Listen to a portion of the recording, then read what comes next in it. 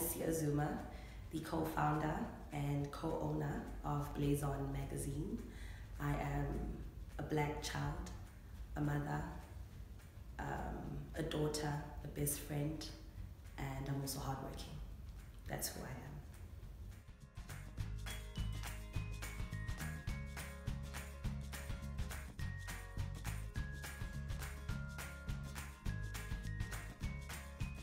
Welcome to I Am. Thank you. Thank you so much for having me. Yeah. Let's start for today. Yeah. Tell us your story.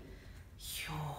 Okay, where do I even begin? Okay, let me tell you about my upbringing so you understand who I am. Elesi, I'm talking the third person. Right? That's fine. So Elesi is my birthday is on Sunday, by the way, so I'm turning 28. Elesi is my dad is from West Africa, my dad's from Ghana, and my mom's South African. So I come from a very diverse African background, having both worlds intact with my upbringing. I had a lot of West African influence and Xhosa influence because my mom's Xhosa, hence my behavior. What they say about Xhosa women being out there. Yeah. Yes. So yeah, I grew up in the Eastern Cape, and we moved to Durban in '97. Things were still very good in our family financially at the time as well. So we stayed in a very nice area. We stayed in South Beach when South Beach was South Beach. Know what it looks like now, even though I still stay there. But we moved here to '97 with both my parents and my entire family basically. So I have 4 sisters and 1 brother.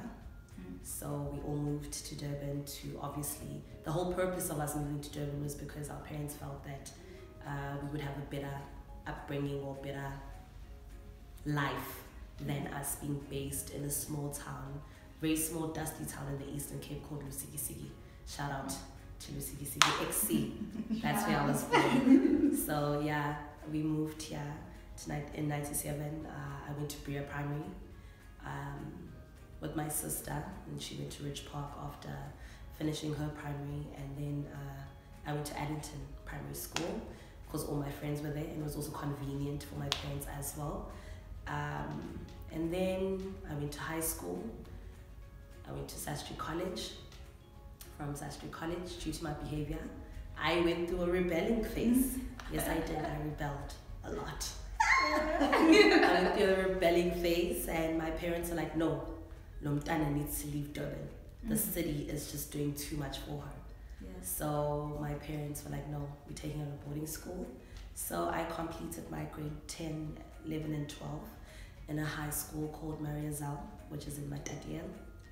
I had to shave my hair because we weren't allowed to have hair.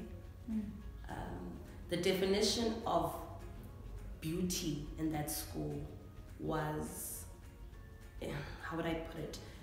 The main purpose, or I'd say kind of like a mandate the school had, was that you're here to learn. All those beauty standards that you come from, you leave them at the door. So shaving was a part of it because hair is a waste of time. So you had no hair. Even though I'd still like smuggle makeup now and again, because I've always loved makeup. Like eyeliner, mascara, like get my hair. Yeah. But yeah, it also, so I completed my high school there, and being in Mariazal, it taught me to be strong.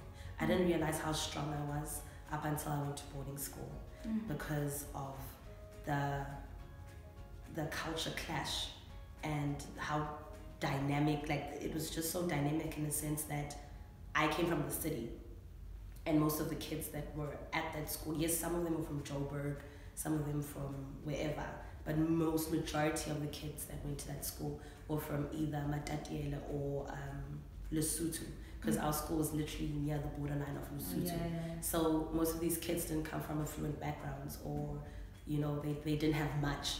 So when you are in the same room with kids like that, and don't get me wrong, we struggled as a family. It was like, shit, okay, I need to adapt or sink. So I didn't know how to speak Sotho, but I learned, I could understand when someone was saying something. So I was like, shit, they ain't gonna say shit about me, honey. They got the wrong girl this time. Yeah. So I made it a mission to make sure that I understood the language, I understood each kid's background, especially people I was friends with, and just understood a very different perspective of life. So once I completed my high school, I was right next door, Damlin. Yeah. I studied journalism and media studies, which was in 20... but I graduated in 2015. Yeah. So I did that. It was a beautiful journey as well, because I also learned who I am and what I wanted to be. And within my journey, I always knew that I wanted to be within the media space. Wasn't necessarily sure what, but I knew that I wanted to be in the media space. So studying and having internships. So within my final year, I was doing radio presenting at a community radio station called Radio Al-Ansar, which is a Muslim-based radio station. So that also opened me up to another world, because I am not one that would necessarily socialize with Muslim people, not because I have anything against them, but we come from different cultures, you know, it makes sense. So when I started working there, I was like, oh snap, this is how these people operate, you know? So it opened me up to a whole new world. And then I left that internship, and then I joined SAMNet, which is the South African Muslim Network. And I worked there during my internship up until my internship was over. And the following year, which was basically this was the end of third year, following year I graduated. As soon as I graduated, a couple of months down the line, I fell pregnant.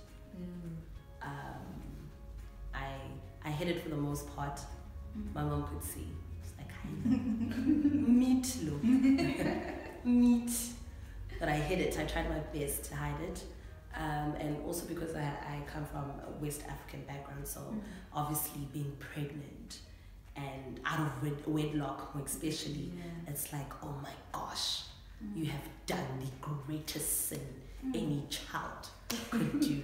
So I guess because my dad was a bit more open-minded than siblings, I mean, in terms of like my uncles and aunts and whatnot. So when I told him when I was 5 months pregnant, so when I eventually had the courage to tell him, he wasn't as angry or disappointed as I thought he was. So Do you think it's because he already knew? Maybe your mom. I think he had it. So to make things clear, my mom and dad were divorced. It's weird though, because my parents were divorced, but then they still, especially on my father's part, he tried to keep contact as much as possible, especially when so this is the thing I've come to realize about myself, né? Due to my dad, is the importance of a man or a male figure, especially as a woman, within your upbringing, will literally teach you how you should be treated by a man. And people take that for granted, but it is so true, because my dad was in and out of our lives, you know. I'm not ashamed to admit that I had an absent father. He tried, you know what I mean? I love him, and God rest his soul. He played a very significant role in my life, being the woman that I am today, being so strong-willed and not allowing, like, people can tell me no, but I'll still push, and I get that from my dad. That's a characteristic my dad possessed.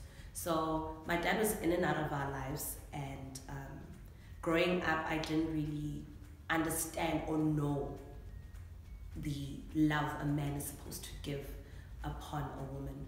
So my parents got divorced when I was very young, but my dad still tried to remain in our lives as much as he was in and out, if I'm making sense. So with that being said, when I became a mother, I made it a mission that as much as I experienced that having that in and out, that inconsistency of a parent not being in one's life, I made it a mission that whatever I do, you know, that my son feels my love. It doesn't matter if his father is in or out of our lives, but I made it a mission, and I told myself that whatever I do, even if I were to leave this earth today, at least my son will know the love of a parent, the love of a mother. And that's another thing that I also learned from my mom. My mom raised 5 kids on her own. I remember times where things were so bad at home, especially when my dad left. It's so funny when I speak about it now, though. Things were so bad at home, so my mom sold her businesses in the Eastern Cape. She moved to Durban. My mom used to be a teacher, and she had businesses in the Eastern Cape. She was a hairdresser. I think that's where my love for beauty also comes from as well. She sold her businesses, all through the love she had towards my dad and her kids. Like, no, we're gonna come to Durban, we're gonna make it. She opened a salon in Durban, didn't do too well. She closed it down. My mom has a hustler spirit as well. That's something I also get from her. She started sewing. You know, she would dabble in stuff. If it didn't work, she'd try the next thing. So she raised 5 kids on her own. Things were so bad to a point that I remember. Do you know when it's sardine season in Durban? My mom would go fishing. I tell you this, my mom would go fishing. This actually makes me emotional, but my mom would go fishing and she'd be like, shit, my kids need to eat. You know, that's how bad things were once upon a time. And were you aware of how bad things were? Because I know sometimes with African parents, you don't really know what's going on. You see that things aren't as they should be, but you don't really know. You only realize later that, my mom really tried. No, I did. I was very aware because at a very young age, I think I was in grade 6 or 7 or even 5 at that, I realized the situation at home, and I was like, shit, okay. There used to be an OK Foods not far from where we used to stay, and I used to be a packer. Every day after school, I'd go pack people's groceries that I'd never even eat. I'm like, in grade 6. In grade 6, and I'd get tips, and if I made 20 rand a day, it was a good day. It was a good day because I knew I could buy bread, I could do this, I could do that. And there's 5 of us, including my mom, so there's 6 altogether. And we are cramped up in this small flat, in this small room, while we were renting other rooms just so that we had a place to stay. And the thing is, people didn't know. People thought, no, but right. Because my mother would always say, don't look like what you are going through. You know, be a child, have fun. But just know that we have limited resources, you know. So we experienced that for a very long time. And my older sister is one person that gave or dedicated a very large, significant amount of her life to her family, being us, because she studied HR, but unfortunately she couldn't find a job. So at the time they were looking for policewomen, and she joined the force. And she's been a policewoman since. So that's something she did not out of passion, but because I need to make sure my family is good. So with my sister's help and my older sister's help as well, who was also working here and there, and my mom also, you know, the situation started becoming a bit better, you know, at home. And then my dad in grade 10, I remember he came back in my life. So I knew, okay, certain things my mom wouldn't have to worry about. And I was in boarding school, so he made sure in terms of finance, he covered all of that. But then with transportation, my mom would pick me up, you know. She would help here and there, wherever she could. So that's just basically a summary, if I could put it off, my primary school, my upbringing, and my high school life, and then early varsity as well, studying and falling pregnant. And then being a mother. And then I became a mother. Yeah. Which was, no one told me. Sissy, be like literally sacrificing yourself for a human being. Because I remember during my pregnancy, so I was still with my son's father. So I'm now going to my love life because it also plays a very huge role in my my life story. So me and my son's father were together for 7 years. I'm not going to mention his name, but we were together for 7 years, and how would I describe? The beginning of our relationship was beautiful. Yeah. It was very beautiful, because from previous relationships, you know, we as women, especially with me, hence I mentioned that I didn't understand, the meaning, the true meaning of being loved by a man. So I would just find myself, I was always in a relationship. That's the thing about me. I was never single. How siyajola? Hey, nendoda. How kanjani? You just broke up with this one for 3 weeks. Don't worry about that. I'm in a relationship now. So when I met him, I had just come out. So I'm going to tell you about this relationship I was in. I was seeing this guy, and he was very emotionally abusive. You know, someone that would tell me I wouldn't amount to anything without them by their side. And this is in varsity, mind you. Hey, this is not even me out of what. This is like, I'm still young, but I'm experiencing inking as a mundo na 80. Yeah. And I'm like, shit. So I think he was very handsome. That's the thing that made me even stay. You know, I was like, he's so good looking. Why is he so mean? Why is he so mean? But we dated for like a year, almost a year actually. And I'll mention his name, Teddy. So Teddy and I dated, and he was very emotionally abusive, and he knew that himself.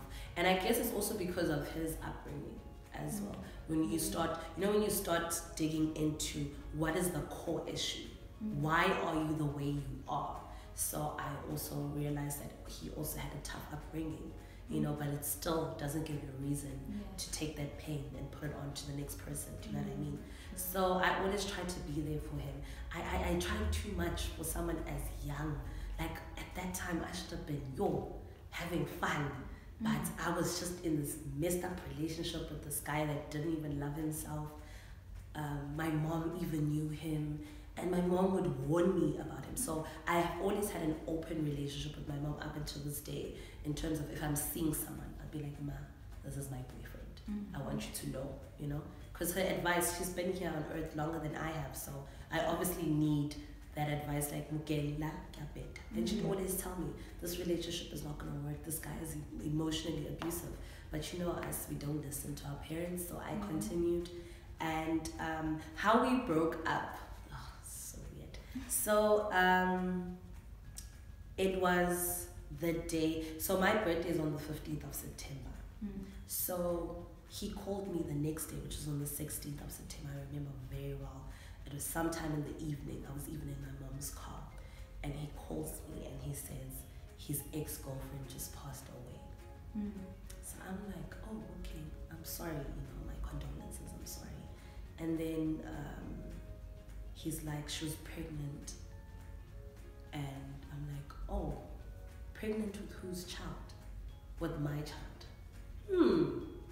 Kanjani. We've been dating for 9 months. You know? So this math is just not adding up. Then he told me December, that was the last time he saw her, and they did the deed, and then we started dating in Jan. So it was nowhere near when we were together. So I'm like, okay. And literally from that conversation, things just spiraled out of control. I remember he even dumped me because in my head, I'm like, I understand she's your ex-girlfriend and she gave birth. She died while giving birth. Okay, cool, shut. I can't mourn her. I don't know her, you know? And that's something he didn't understand, that why aren't I in pain?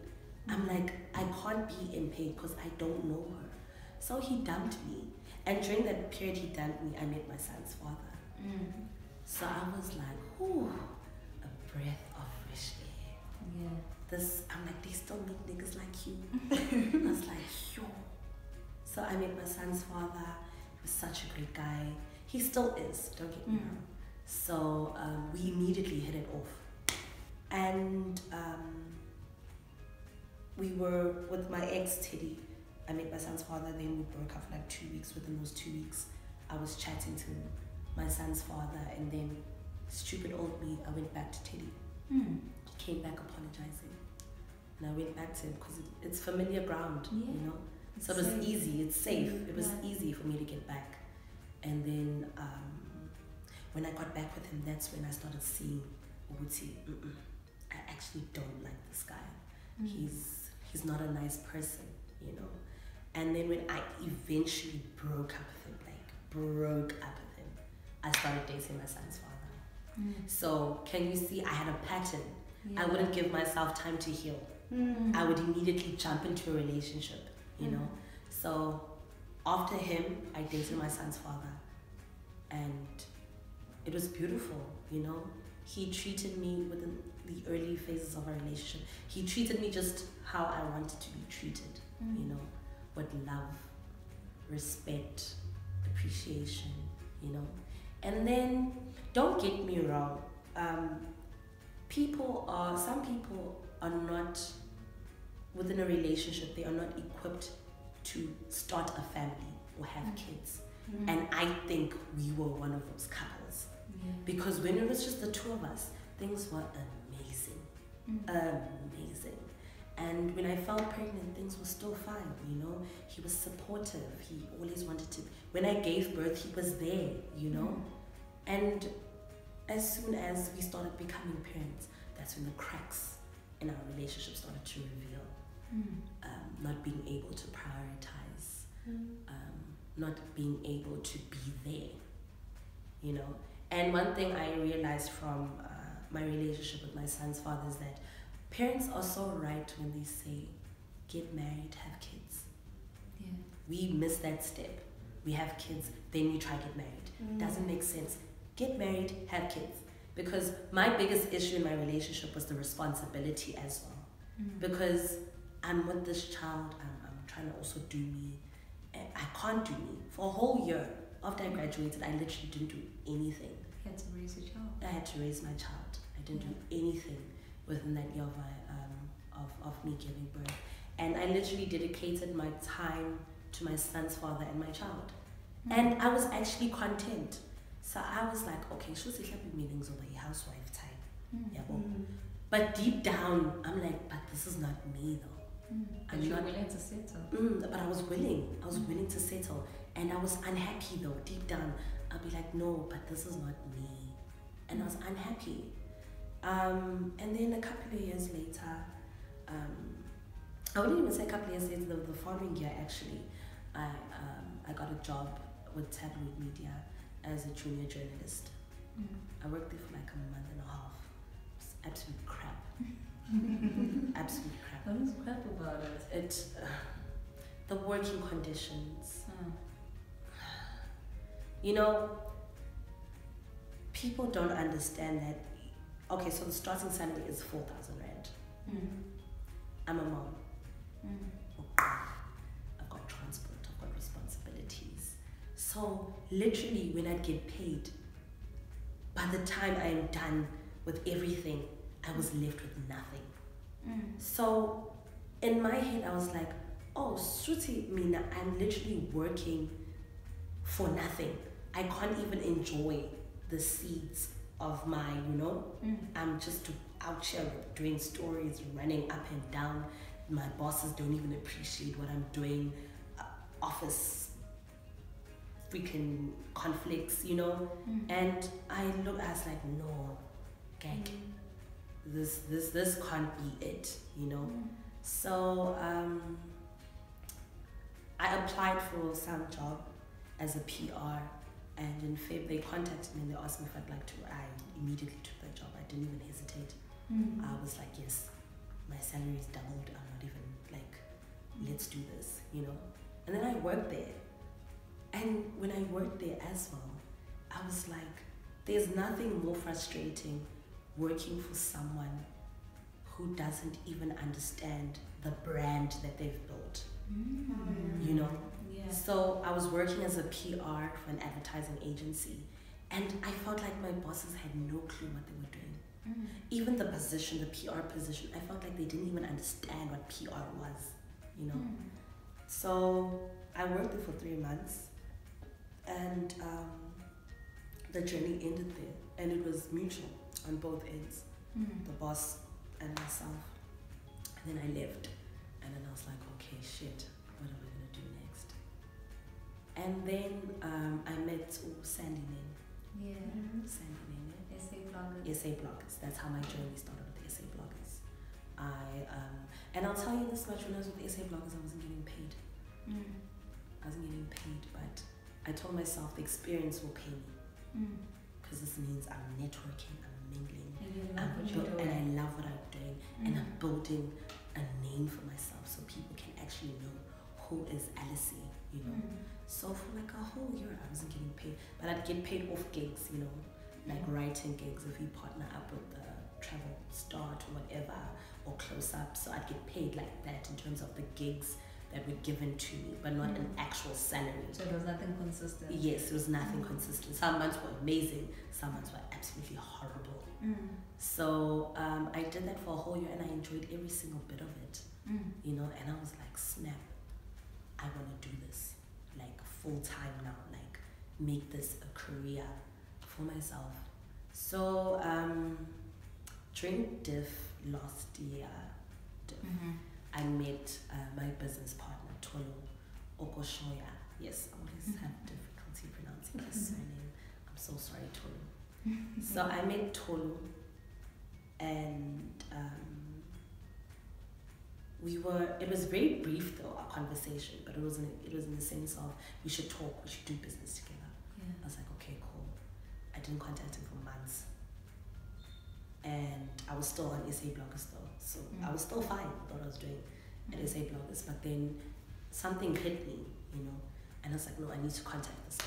We need to have a serious meeting. So I contacted him and we spoke. So he told me about Blaze On. So Blaze On had already existed, but the issue was it wasn't doing well. It didn't have a name, in a sense that there were people a part of the team, but nothing. It wasn't moving. It was just stagnant, you know. So he was like, listen, this already exists, and I want you on board. And I don't want you on board in the sense of coming to work and change the structure. I want you to be a partner. So I was like, snap. That's huge. Yes. Yeah. I was like, ha, SA Bloggers, partner. I was like, yo, Sandy, I love you, but I need to begin my own journey. And it's unfortunate how we friends now, don't get me wrong. Me and Sandy are friends now, we speak now.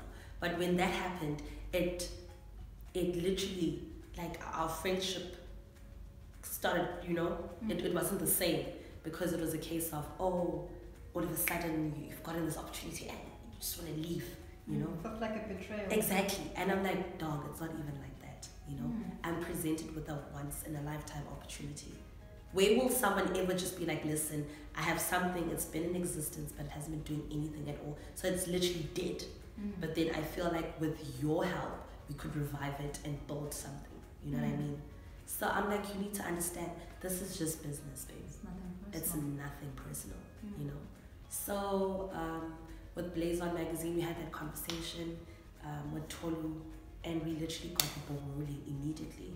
So in December, was it December? So in December, I remember when I was trying to push for our very first cover, just to be like, Blaze On has arrived, cisfigile, you know. So here I am contacting all these people I know in the industry. And one thing I'll tell you, when you are starting something of your own, you get to see who your true friends are. Yeah. And you get to see the people that truly support you. Ne?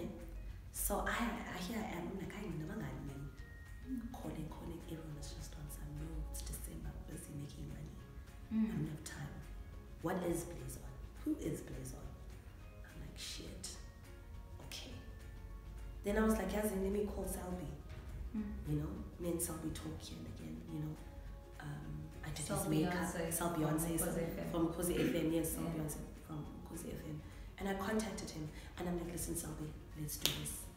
And he agreed. And I was like, yo, Khosi.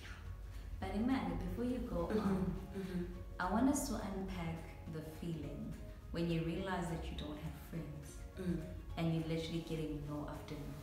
And you've literally taken this huge jump into saying, I'm part of this, my name is behind this, this is kind of my thing. That feeling. So let me, okay, so we'll go back into my love story to show how much I didn't have support.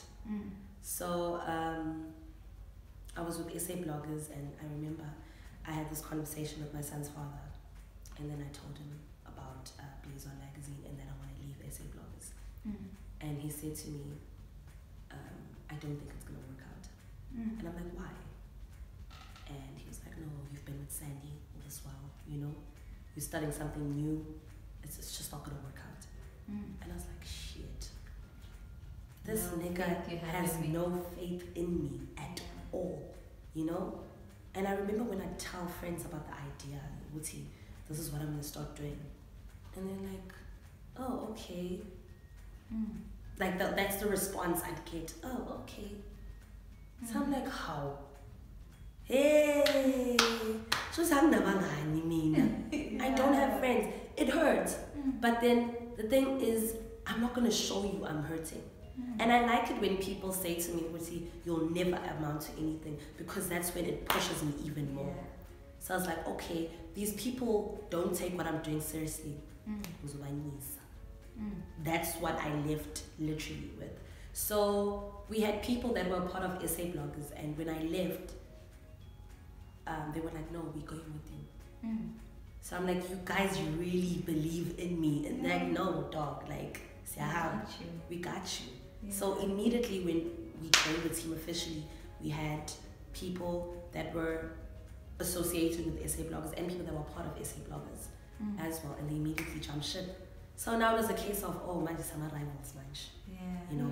And it's like, no, it's not even at that. We're a young publication, you know what I mean? We're just starting, you know what I mean? You have years in. We just started, and we're not a blog. That's one thing I want people to understand. We're not a blog, we're an online magazine, you know? So, my son's father didn't believe in me, friends didn't believe in me. And then I had friends, of course, that came on board. So it made the journey, as hard as it was, it made it easy because I had people that believed in me, that genuinely were like, no, dog, like, this is some powerful shit, you know? Because the vision and what I was trying to sell to them, they were like, no, it makes sense, you know? Because I put it in the sense that, dog, we are all young creators from Durban. We don't necessarily have a platform where we can express what we want to do, what's happening in the media scenery. So this is literally our gateway into entering that without the approval of other people, you know? It's the approval of us as a magazine. This is what we do, this is how we run, you know? It's either you're with it or you're not with it, and we're not going to be apologetic about anything, you know? So everyone loved the whole idea. Like, no, like, let's do this. Like, I'm game. When does the first cover drop? I was like, December. Literally, we had this conversation in November last year. I was like, in December, the first week of December, I need a cover out.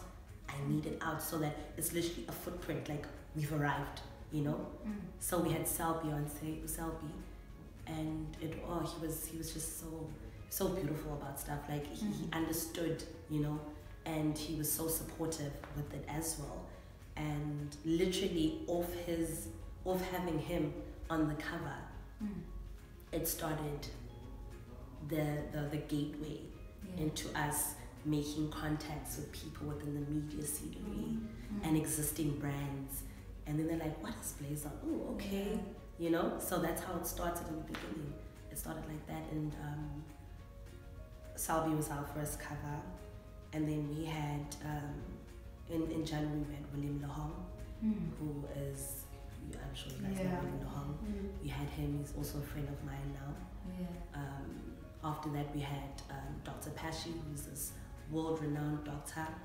So I thought it would be beautiful for us to have a woman, the first woman as well, on the cover as well for February. Then we had Manu Waldstone as well.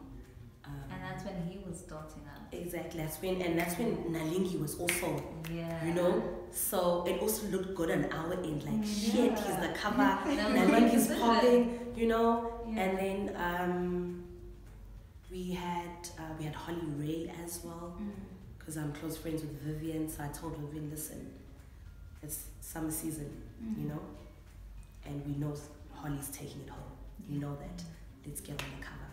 Let's build momentum around her. Also a right decision. You know? Yeah. She was on the cover as well. And and then we had in August for Women's Month we had Ami Faku on the cover as well. So it's not easy. Yeah. It is not easy because brands look at the magazine and be like, especially when we started. I remember, I'm going to reveal her name. We wanted her as a cover. Utumantando. I remember for, was it Women's Month or, when is Mother's Day? It's in May. Yeah. Sometime around, so we wanted like a woman who's a mother, but at the same time is killing it in the industry. So we were like, okay, Utuma is not she wouldn't be a bad, person to have on the cover. And she's young. And she's young as well, and she'd relate to our target audience. And she flat up said, what is Blaze on? Who is they? They basically trying to bite off my following. I was like, God damn.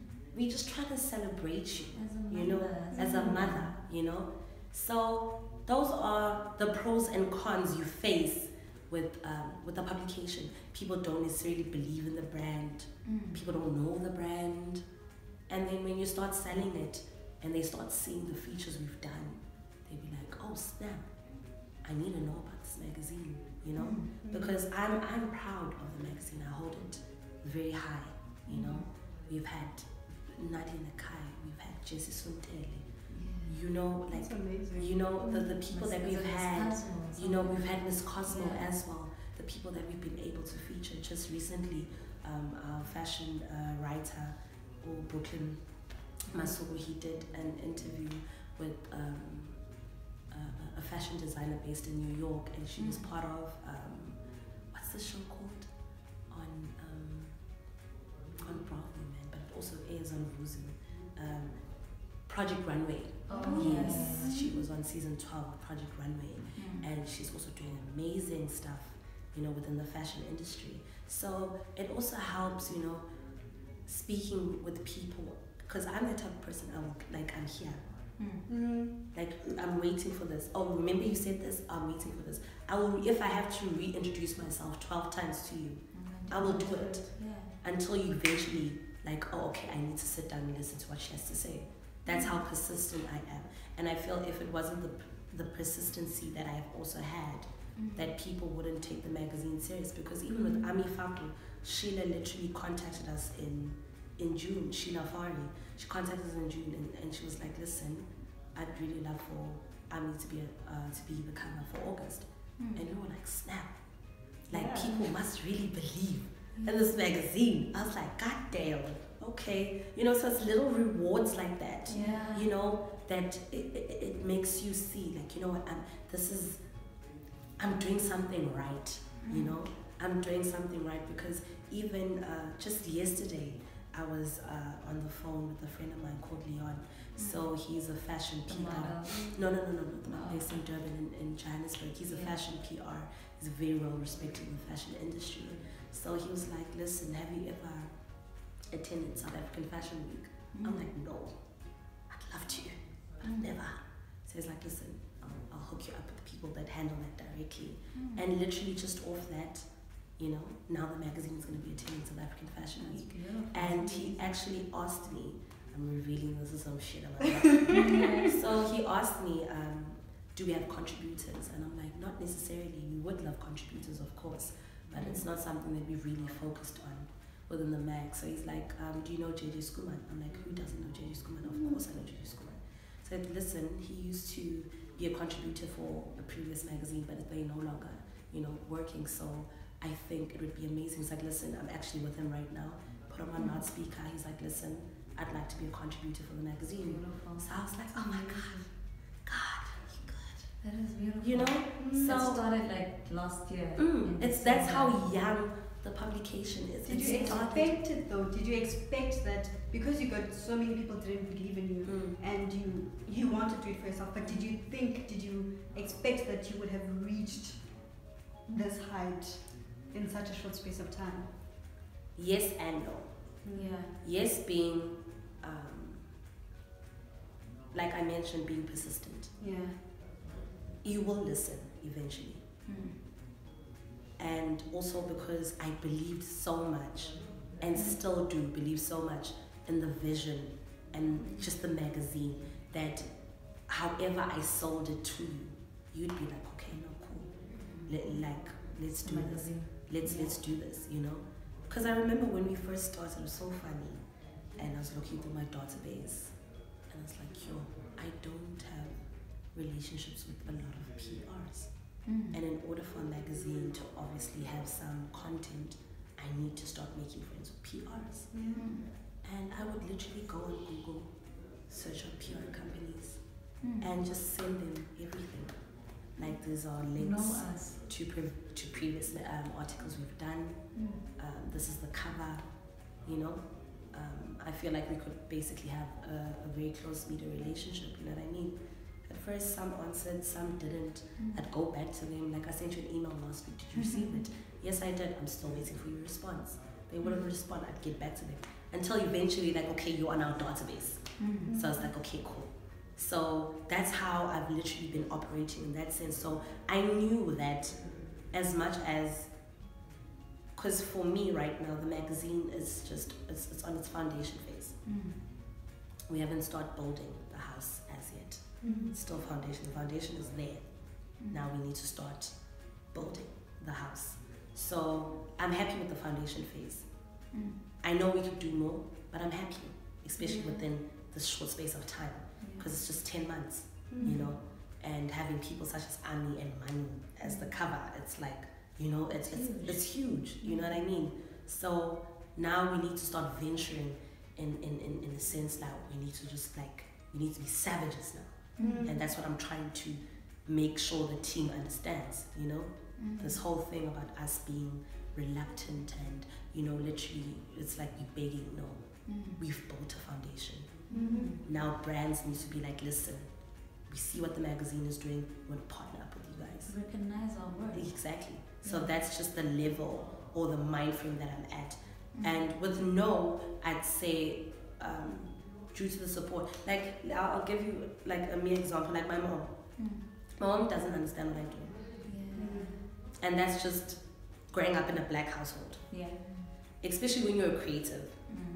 Black parents don't understand the whole thing about being creative. Constantly need to sell it to them. Exactly. When I was with SA Bloggers, I was a features editor. What does a features editor do? Oh my gosh.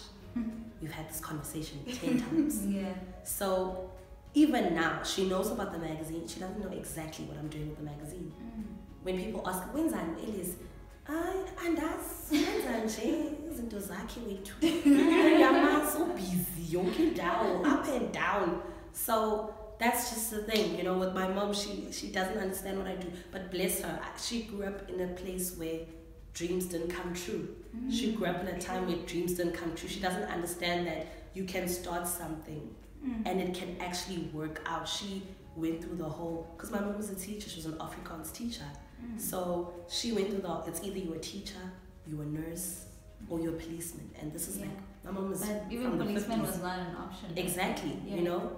So my mom was born in the 50s. So those are the options that were given to her. I'm sure in her, she didn't even think that there would ever be a point where you could make money, just being on your phone. You know, I don't think she even thought of that, you know what I mean? So now we're in that era whereby your phone is literally kind of like a gateway for you to connect and even make money, you know. That's how influencers make money. Off taking pictures and selling a dream, you know, and then brands want to work with them. So